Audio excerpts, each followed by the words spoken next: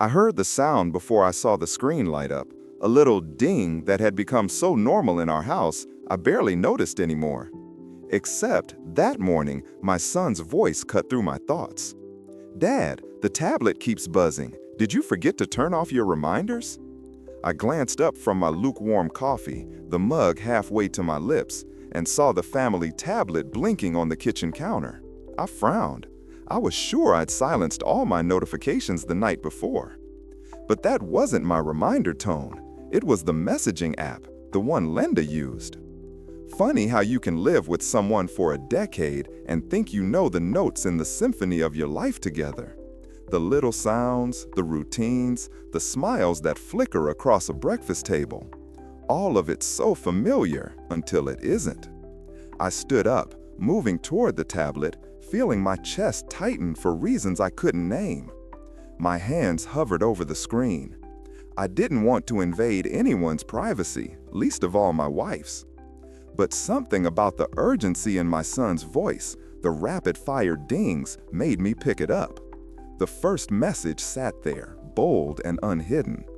"Tonight, he'll be at the conference. I'll bring the wine. Where will I like?" My heart stuttered.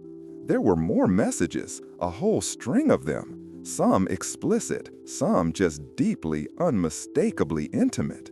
Plans, memories, jokes about our spot. And photos. Her in a dress I'd never seen, lips pursed, eyes bright, sent to a man whose name I'd never heard. The air felt heavy, pressing down on me. I put the tablet back on the counter as if it were a venomous thing. My son, oblivious, ran off to grab his backpack. I forced a smile when he looked at me, told him to have a good day at school, then watched the door close behind him. My knees nearly buckled. I didn't sleep that night. I lay in bed next to Linda, watching her chest rise and fall, her face turned away from me. I'd never felt so alone in my own home. The next morning, I confronted her. I'd always imagined these moments would be loud, screaming maybe, or objects thrown. Instead, my voice came out small and cold. "Who is Mark?" She went still. The silence stretched. Then she sat up, not meeting my eyes. "I'm so sorry, Tom," she whispered, voice thick with something that might have been regret or just fear of discovery. I waited for her to say it was nothing, a misunderstanding, a joke. She didn't. She just sat there, picking at the comforter, eyes fixed on her hands. I think that's when the first wall inside me crumbled. I wanted to shout, to cry, to demand answers, but all I could do was sit there, feeling the world shrink around me. The days that followed were a blur. I moved through my life like a ghost, going through the motions at work, coming home to a house that felt colder and emptier with every passing hour. Linda tried to talk, to explain, but I couldn't hear her over the roaring in my head. She filed for divorce a week later. The papers arrived on a Thursday, crisp and official. I stared at the lines, the neat boxes checked, her signature at the bottom. I signed my name in a shaky hand. But the story wasn't over, not by a long shot. A few weeks later, I got a call from my lawyer. "You need to come in tomorrow," he said. "Linda's lawyer wants to negotiate custody. It could get ugly." I nodded, numb. "Okay, I'll be there." That night, as I packed up some of my things, I found the tablet again. I'd buried it in a drawer, unable to look at it, but something made me turn it on. There were new messages, different tone, but the same people, Linda and Mark. Now they talked about court dates, about how to handle Tom, about making sure she gets the house. Something in me snapped. I took screenshots, sent them to my lawyer. "I don't want to be vindictive," I wrote, "but I need to protect my son." The day of the hearing, I walked into the courtroom, my heart pounding so hard I thought everyone could hear it. Linda was already there, sitting with her lawyer, looking pale and determined. When she saw me, her eyes flickered, just for a second, with something like panic. My lawyer whispered, "Are you ready?" I nodded. The judge asked for opening statements, and the lawyers went back and forth, painting their versions of our life. Linda's lawyer called me distant, accused me of being absorbed in work. I clenched my fists, biting back the urge to shout. Then my lawyer stood. "Your Honor, there is evidence relevant to the petitioner's intentions and suitability for primary custody. Submitted are communications between the petitioner and a third party obtained legally from a device registered to both parties." Linda went rigid. I saw her eyes dart to the folder, her lips part in a silent plea. The judge picked up the pages, flipping through them in silence. The room seemed to shrink to the size of a closet. Every breath I took felt like it echoed off the walls. When the judge finally spoke, his voice was flat. "I will need to review this evidence in detail. Until then, temporary custodial arrangements will remain as joint." Linda stood up, swaying on her feet. She wouldn't look at me. Outside the courtroom, she cornered me, her voice trembling. "How could you do this? How could you embarrass me like that?" I stared at her, feeling the anger rise at last, hot and fierce. "You planned this. You planned to lie, to take our son away from me. And you did it all on the family tablet, Linda. Did you think I wouldn't find out?" She flinched. For the first time, I saw regret in her eyes, or maybe just fear. The weeks that followed were a slow-motion car crash. Mediation sessions, emails back and forth, tense exchanges in parking lots. Our son, caught in the middle, asking why Mom and Dad didn't live together anymore. One night, after dropping him off at Linda's apartment, I sat in my car and cried for the first time since it all began. Not just for what I'd lost, but for what he would never have: the family, the easy laughter, the lazy Sunday mornings. But as the months passed, something shifted. I started to sleep again. I found new routines, new joys. I went for runs in the park, cooked elaborate meals just for myself, learned to sit with the silence. My son and I built new rituals: movie nights, pancake breakfasts, long walks where he told me about his day. Linda tried, once, to apologize. She showed up at my door, eyes red, voice shaking. "I made a mistake," she said. "I thought I wanted something else, but I was just lost." I listened. I let her speak, but I didn't forgive her. Not yet. Maybe not ever. Some wounds don't heal with words. Still, I found peace, of a kind. My life wasn't what I'd planned, but it was mine. I was learning to trust myself again, to believe in my own worth. And every so often, I'd catch my son looking at me, eyes bright, and I'd remember, families break, but love doesn't have to. If you connected with my story, let me know in the comments, and don't forget to hit like and subscribe. The family court building looked exactly like what it was, a place where dreams went to die. Gray concrete, fluorescent lights that made everyone look sick, and the kind of institutional carpet that had absorbed decades of tears and broken promises. I adjusted my tie for the 100th time, checking my watch. Our final hearing was scheduled for 9 a.m., and it was already 8:45. My lawyer, Patricia Chin, sat beside me reviewing her notes one last time. She was good, methodical, unflappable, the kind of person you wanted in your corner when your life was falling apart in public. "Remember," she said quietly, "stick to the facts. Don't let emotion drive your responses." I nodded, though my hands were shaking slightly. After 8 months of depositions, mediation attempts, and legal maneuvering, today would finally end it. The divorce would be finalized, custody arrangements set in stone, assets divided. Linda would get her freedom, and I would get, well, whatever came after. The courtroom doors opened, and Linda walked in with her attorney, Marcus Webb. But something was wrong with the picture. Linda wasn't alone. There was a man with her I'd never seen before. Tall, well-dressed, confident in that way that comes from never having your world collapse around you. He had his hand on the small of her back, guiding her to her seat. My stomach dropped. She'd brought him here, to our divorce hearing? The audacity of it hit me like a physical blow. Patricia noticed my reaction immediately. "Who's that?" she whispered. I have no idea, I managed, though the sick feeling in my gut suggested otherwise. This had to be him, the reason for everything, the man she chose over our family. Judge Morrison entered, and we all rose. She was a stern woman in her 60s, with silver hair and the kind of no-nonsense demeanor that made seasoned lawyers nervous. She'd been handling family court for 20 years, and her reputation was that she could smell bullshit from across the room. "Be seated," she said, settling behind her bench. "We're here for the final dissolution of marriage between Michael and Linda Hartwell. Counselors, are your clients prepared to proceed?" Both attorneys confirmed, and Judge Morrison began reviewing the settlement terms. Everything seemed routine: custody schedule, alimony, division of the house and retirement accounts. I found myself zoning out, focusing instead on the man sitting behind Linda. He kept checking his phone, completely oblivious to the gravity of what was happening. This was the destruction of a 15-year marriage, and he was scrolling through emails. Then, Judge Morrison said something that made my blood freeze. "I noticed there's a discrepancy in the financial disclosure forms. Mrs. Hartwell, your attorney submitted revised documents yesterday afternoon. Can you explain the nature of these changes?" Linda's face went pale.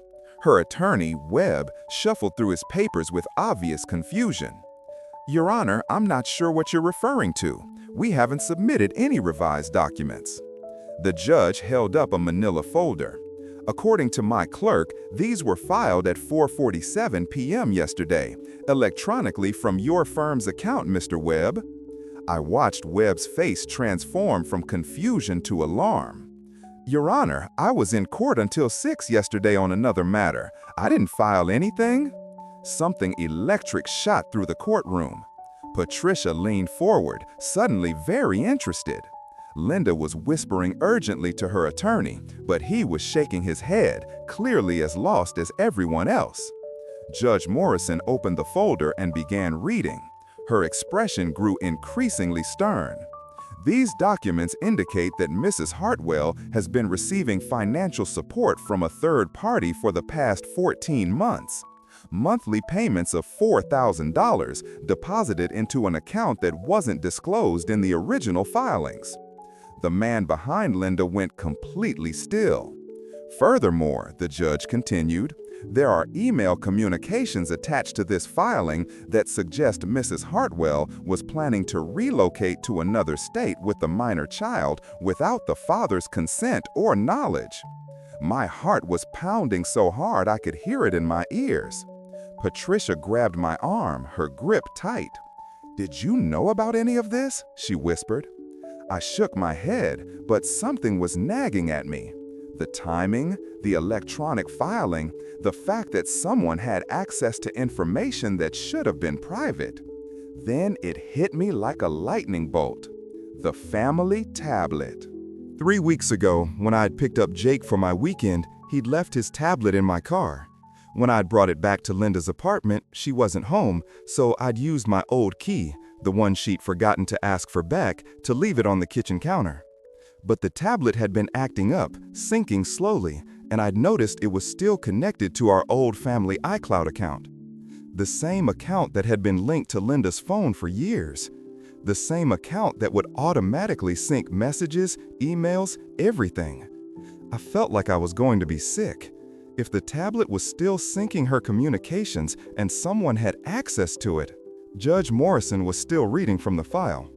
"Mr. Hartwell, did you or your attorney submit these documents?" Patricia stood up. "No, Your Honor, we're seeing this information for the first time." "Then who?" The judge stopped mid-sentence, studying something in the file more closely. "These communications appear to be text messages and emails between Mrs. Hartwell and..." She looked up sharply. "Sir, what is your name?" The man behind Linda had gone completely white. Your Honor, I'm just here for moral support." "That wasn't my question. Your name." "David Kellerman." Judge Morrison looked back at the documents. "Mr. Kellerman, according to these communications, you and Mrs. Hartwell have been discussing plans to relocate to Phoenix, Arizona with her son. You've also been providing her with significant financial support. Is this accurate?" The courtroom was dead silent. I could see Linda's hand shaking as she gripped the table in front of her. "Your Honor," Webb interjected, "my client has a right to." "Mr. Webb, I suggest you review these documents immediately, because if they're authentic, your client has committed perjury in her financial disclosures and has been planning to violate the temporary custody order." My mind was racing. The tablet. It had to be the tablet. But how had these documents ended up in the court file? Who had access to them? Then I remembered something that made my stomach lurch. Last weekend, when Jake was at my place, he'd been playing on his tablet and had mentioned that some of his mom's messages kept popping up. I told him to ignore them, thinking it was just a glitch. But what if it wasn't a glitch? What if someone else had seen those messages? Patricia leaned over to me. "Michael, I need to ask you something, and I need you to be completely honest. Do you have any idea how these documents ended up in the court file?" I was about to shake my head when my phone buzzed. A text from an unknown number. "Some secrets are too big to stay hidden. Check your email." With trembling fingers, I opened my email app. There was a message from an anonymous account sent just 20 minutes ago. The subject line read, "You deserve to know the truth." Inside was a single paragraph. "I've been watching this charade long enough. Linda and David have been planning to disappear with your son for months. They thought they were being careful, but technology doesn't lie. The tablet syncs everything. I made sure the court would see what you needed to see. Sometimes justice needs a little help." My hands were shaking as I showed the message to Patricia. Her eyes widened as she read. "Your Honor," Patricia stood up, "I believe we need to request a recess to examine these new developments." But Judge Morrison was already closing the file. "Mr. Webb, I'm ordering an immediate investigation into these allegations. Mrs. Hartwell, you are not to leave the state with the minor child. Mr. Kellerman, I strongly suggest you consult with an attorney." Linda finally found her voice. "Your Honor, this is a mistake. I don't know how." "Mrs. Hartwell, I've been doing this for 20 years. I know what fraud looks like. Court is adjourned pending investigation. Mrs. Hartwell, you will surrender your passport to the court clerk immediately." The gavel came down with a sound like a gunshot. As people began filing out, I sat frozen in my chair. Linda was crying now, arguing frantically with her attorney.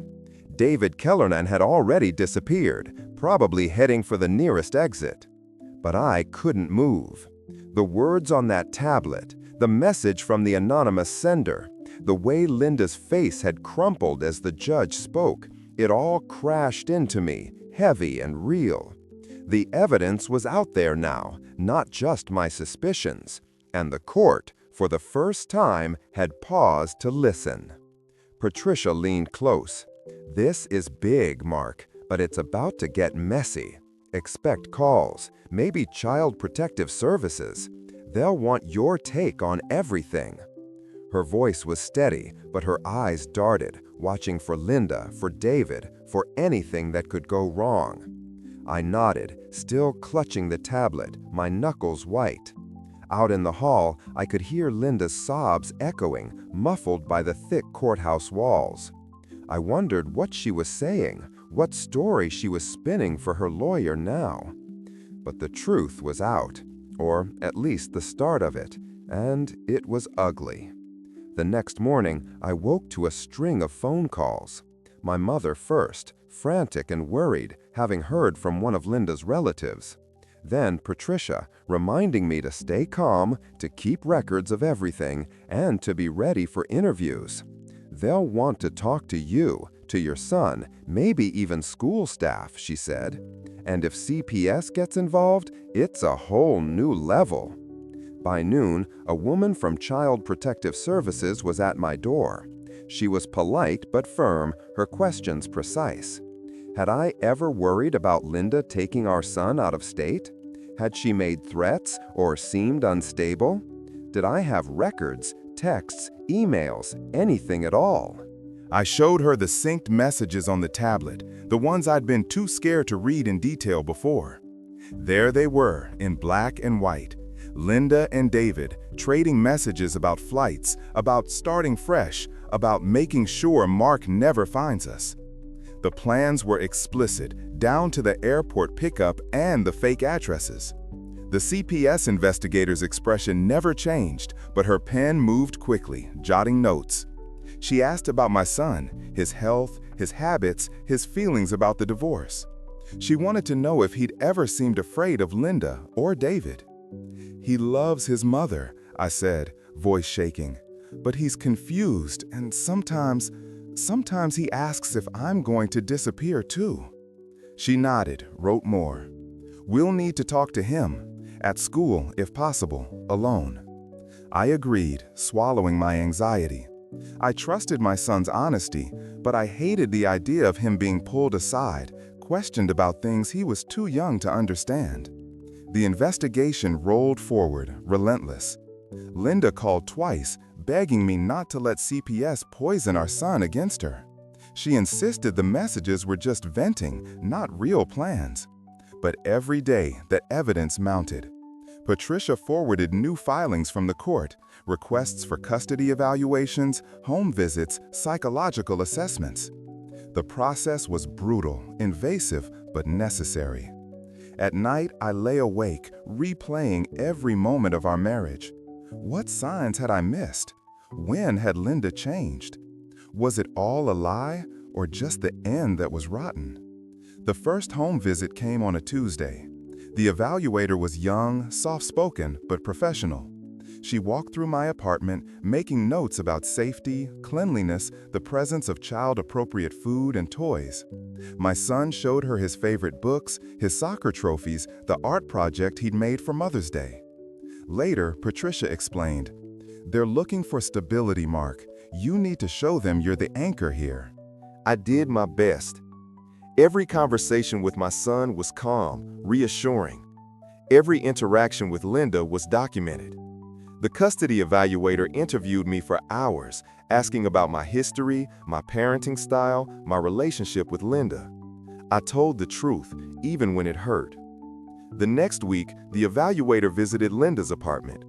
I didn't know what she saw there or what Linda said, but I heard from mutual friends that Linda was unraveling, erratic, defensive, blaming everyone but herself. The interviews continued. My son's teacher was called in, asked about his mood, his performance, any signs of distress. The evaluator spoke to my mother, to neighbors, to the soccer coach. Each conversation was another piece of the puzzle. The psychological testing was next.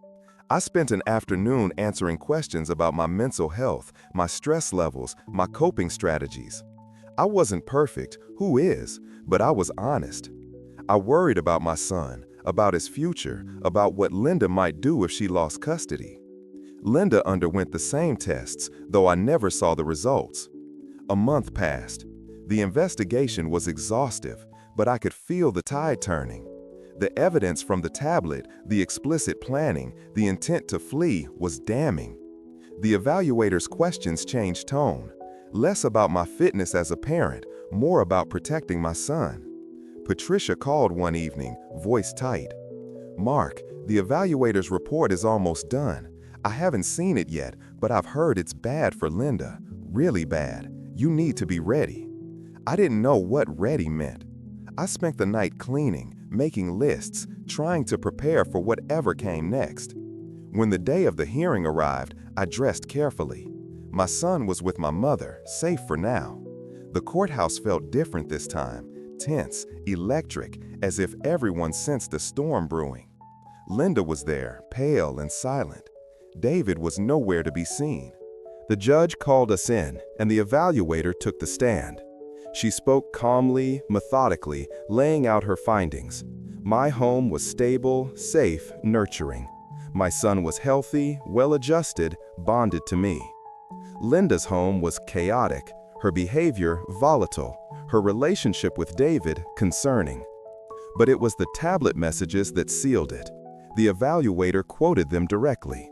"We'll leave as soon as the papers go through. Mark will never find us. I'll make sure he's out of our lives for good." The judge listened, face grave. When it was over, he turned to Linda. "Mrs. Hartwell, your actions suggest a willingness to obstruct the court and deprive your child of his father.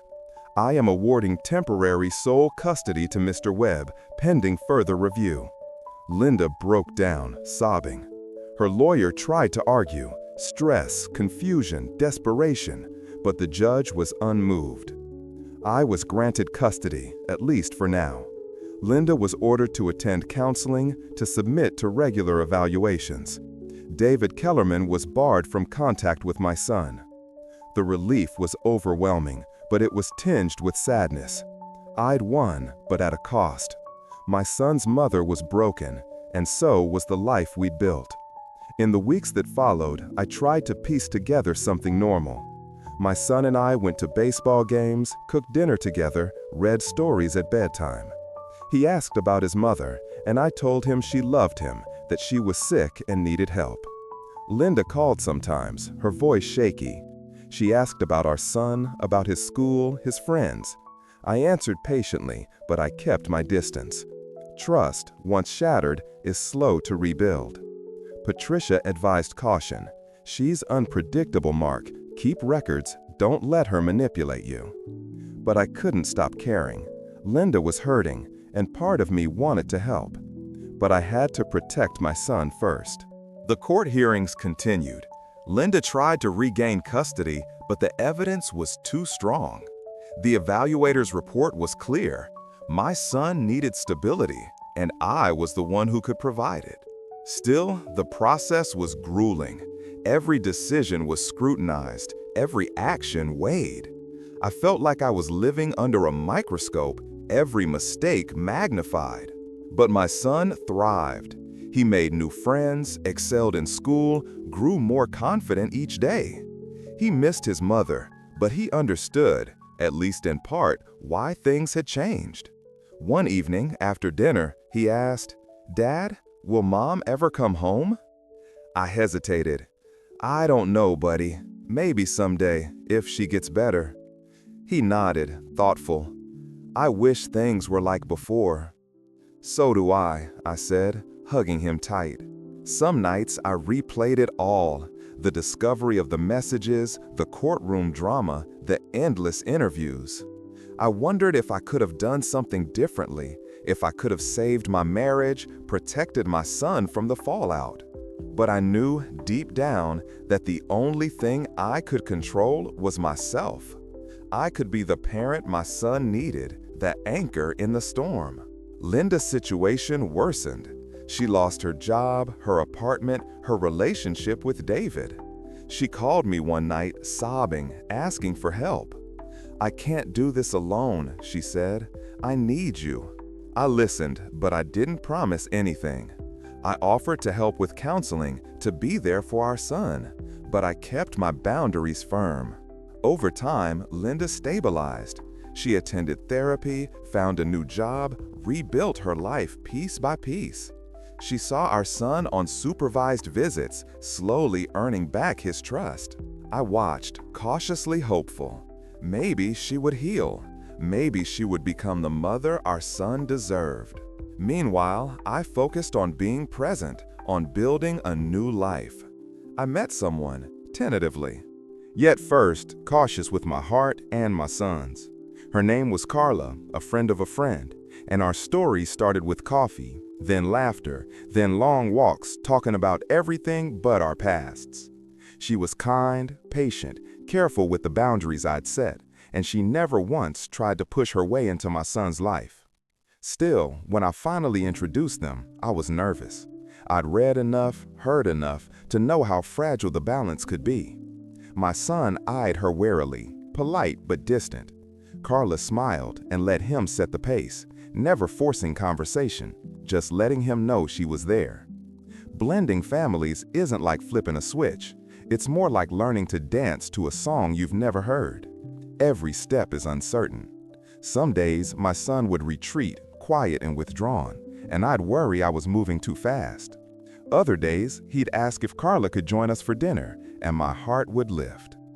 Carla had a son too, Ethan, a year younger than mine and bursting with the kind of energy only 8-year-olds possess. When the boys met, they circled each other like young wolves, sizing each other up, testing boundaries. I watched, holding my breath, as Ethan offered up his favorite action figure and my son accepted with a small, cautious smile. Of course, it wasn't always smooth. Arguments erupted over video games, toys, who got the last pancake. There were tears, slammed doors, and sullen silences. Sometimes, after the kids were in bed, Carla and I would sit together and wonder if we were doing the right thing, if we were damaging them more than helping. We read everything we could on blended families, went to counseling together, talked until we were hoarse. Our therapist, a gentle woman named Diane, reminded us that these transitions take time, that everyone grieves in their own way, and that the only way through was together, with honesty and patience. We learned to validate the boys' feelings, never rushing them, never insisting they call each other brother, just letting the relationship grow as it would. We made space for my son to see Linda too, supervised visits at first, then longer outings as trust slowly rebuilt. I never spoke ill of his mother to him, no matter how much anger still simmered beneath the surface. He loved her, and I respected that, even when it hurt. There were setbacks. After one visit with Linda, my son came home quiet, refusing to eat. That night, as I tucked him in, he whispered, "Mom says you don't care about her anymore. She says you forgot about us." My heart clenched. I sat on his bed and looked into his eyes. "I'm always here for you, and I care about your mom too, even if we can't be together. Just because I care about Carla doesn't mean I stopped loving you or stopped caring about your mom. There's always more room for love. Do you believe me?" He nodded, but I could see the confusion, the divided loyalties. I understood. I'd read about the loyalty binds, the way children feel pulled between parents after a divorce, especially when a new partner enters the scene. It was hardest for him around holidays. Who would he spend Christmas with? Whose home was home now? We made new traditions, blending pieces of the old with the new. Christmas Eve was always at my place, Christmas Day with Linda. Thanksgiving, we tried to be together. Awkward at first, then easier, then sometimes even fun. The boys made paper turkeys and we all sat around the table, grateful, if not for what we had lost, then at least for what we still had. Co-parenting with Linda was a challenge. There were arguments over schedules, over discipline, over what the boys could and couldn't do. Sometimes old resentments rose to the surface and threatened to drown any progress we'd made. More than once, I had to remind myself to keep the past in the past, to focus on what was best for our son. Carla and I had to set clear boundaries, not just with the boys, but with our exes too. Communication was key.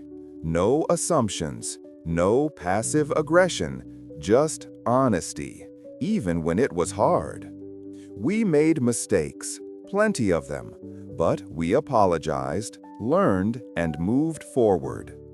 Slowly, over months that turned into a year, something remarkable happened.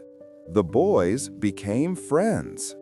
Not always, not perfectly, but often enough that the house rang with laughter as much as with arguments.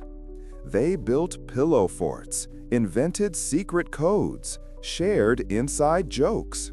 One night, I overheard my son whisper to Ethan, "You're not my real brother, but you're my best friend." Ethan grinned and punched him lightly on the arm. Carla and I smiled at each other from the kitchen, knowing this was as close to perfect as it gets. There were still reminders of the past. The family tablet, the one that had exposed everything, sat in a drawer in my study, a silent witness to the worst year of my life. Sometimes I'd see my son pick it up, turn it over in his hands, and I'd wonder if he remembered what it had started. I thought about getting rid of it, but I couldn't bring myself to. It was a relic, a reminder of how far we'd come. Linda, for her part, continued her slow journey back to herself. She and David were long over, and she seemed more grounded, more present for our son. Our conversations were civil, sometimes even friendly. We talked about school, about the boys, about how to make birthdays special. The anger faded, replaced by a wary respect. We would never be what we once were, but we could be partners in parenting, at least. One spring evening, as the sun set over the backyard, Carla and I sat on the porch and watched the boys chase fireflies. She leaned her head on my shoulder. "Do you ever wish things had turned out differently?" she asked. I thought about it, about the pain, the betrayal, the loss, about the love I'd found in unexpected places, the love for my son, for Carla, for this messy, beautiful life. Sometimes, I admit it, but I wouldn't trade what we have now, not for anything. A silence fell between us, comfortable and warm. The boys caught a jar full of fireflies and brought them over, faces glowing in the golden light. "Dad, can Ethan sleep over tonight?" my son asked, hope bright in his eyes.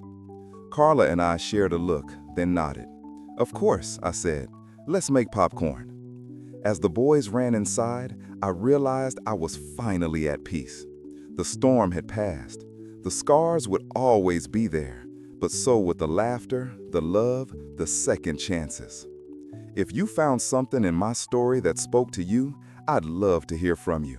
Like, comment, or subscribe if you want to hear more. If this story resonated with you, drop a comment and hit like. It really helps the channel. And subscribe for more true stories.